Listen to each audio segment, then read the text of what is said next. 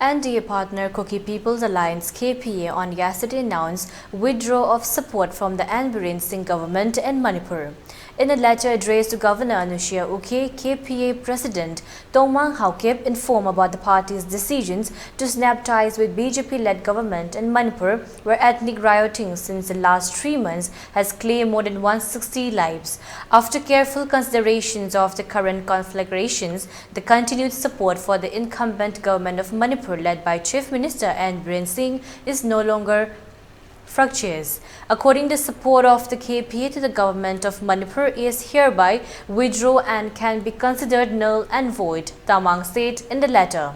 In the 60 members house, the KPA has 2 MLAs, Kimnao Haukip Hangsing from Saikul and Chinlung Thang from Singhat. The BJP has 32 members in the Manipur Assembly, while it has support of 5 NPF MLAs and 3 independent legislators.